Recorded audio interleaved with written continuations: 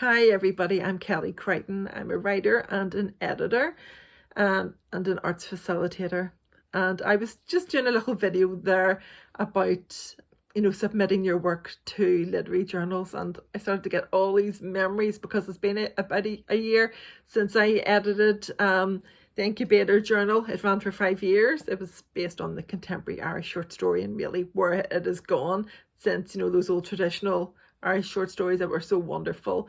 I wanted to look at that fresh new take on it.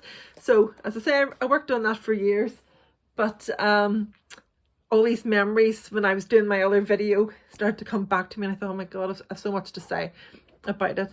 So first of all, you'll see guidelines and you have to stick to those guidelines, of course. It's not like a really rigid framework. So I think as long as you don't take the mick, if your word count is not exactly what it should be, unless it's competition, and I think then you really have to be more strict with yourself. You can have, it's known where to be cheeky and where not to be cheeky, I think, when you're submitting to journals.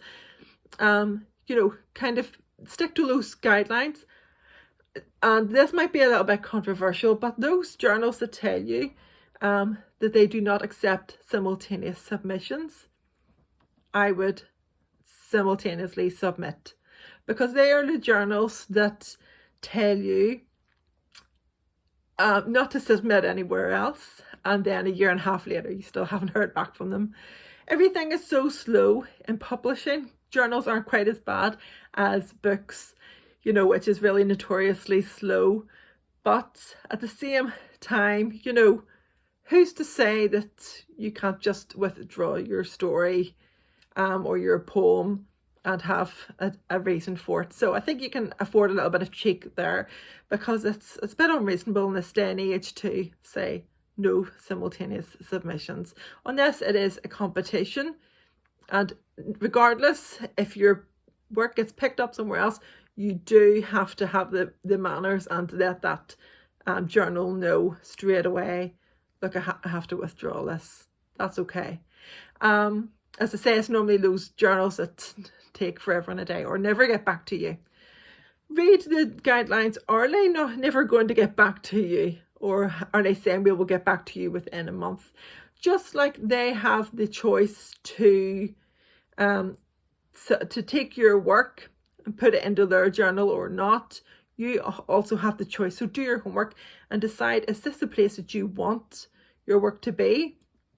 You might have, at the start, you're firing work out here and there. You might send something that is really your top work and that you're so proud of, and maybe it's competition kind of worthy. And once you've submitted it to that journal, it's there, it's been published, even if it's online or it's in a blog, and that is considered published. So then that competition that you think then it was appropriate for, you can't submit it because it's only unpublished work. So kind of be choosy, be a bit cheeky where you can, but it's known where and when to do that.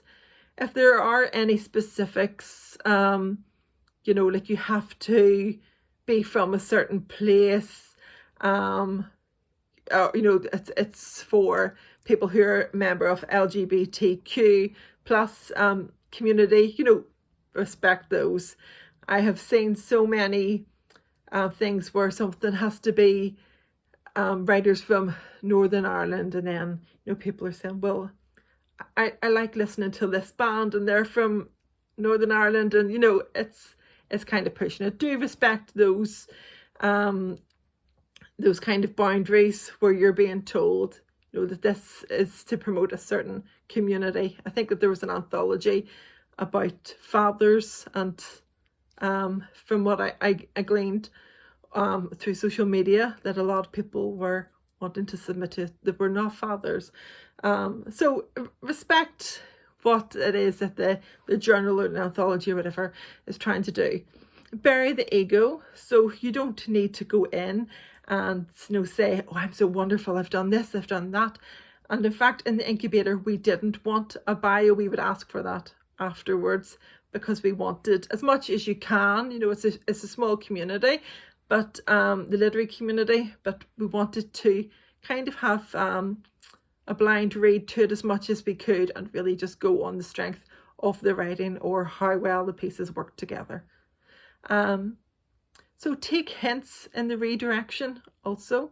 So if you get told that you can't have your work in it at that stage, lots of journals, they can't give you feedback. They maybe won't be able to say to you, this is the reason why they give you this form rejection. But if you get something a little bit more than a form rejection where they're saying, look, we really liked it, just couldn't work this time, but please do send us something in the future, let them know the next time that you submit. You gave me great feedback, or you gave me great encouragement before and said to submit to you again, so I'm doing that and I hope you like this piece, or something like that there. So you don't have to go overboard, but just to let that person know that you remember that they gave you a little bit of encouragement and that you have picked up on that. Loads of people are so disheartened, through the incubator. I would see that there's a piece of work that would come up and I would love it, but we just had something in the journal that was so much like it, but I've said to the person, please submit again, and they never did. So please keep on going. Don't be put off the first time that you're told no, that piece doesn't work. That's just the luck of the draw, and it is a numbers game. If you want to be published in journals, and you might not want to be, and that's 100% perfect and fine too, but if you want to be published in journals, then you do have to kind of really get the work out there. But as I say, do your homework on the journal before you do that. It might be a sci-fi journal and you're sending it some poetry.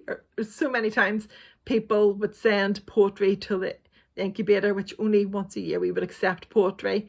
So they just weren't reading the guidelines. So straight away, that's a no, and that's possibly wasting their time. Don't ask after your work has been accepted if you can completely change the story. If you pick up then that there's a few edits that need changed, that's okay, and also be open that the editor will come back and say, here's some minor edit suggestions too.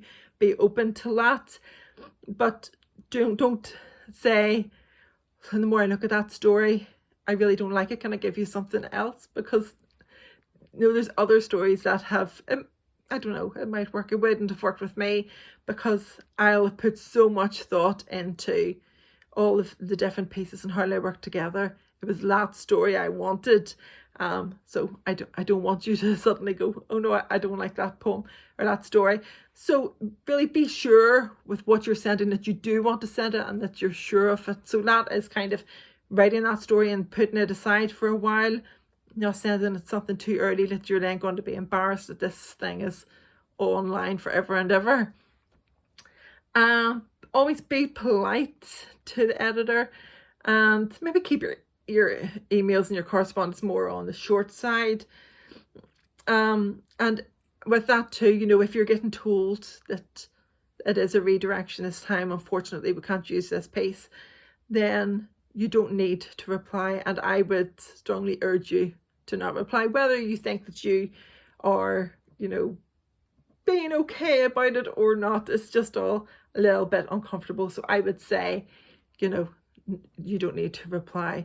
But if you're getting a little hint that they're kind of almost there with your story, or it just wasn't that month, it wasn't that it's time, then keep a note of that. Keep a spreadsheet, keep a notebook, whatever it is you want to do, so that you are not suddenly realizing that your work has got out there unintentionally to 2 different places, whenever you were specifically told in the guidelines that your work had to be previously unpublished. So respect the journal, respect your work, and respect the editor, and good luck with all of your future submissions. Thank you very much for watching, and like and subscribe for more of this kind of content. Let me know if there's any topic as an editor or as a writer that you would like me to cover. And thank you very much for watching today. I'll see you next week. Bye-bye.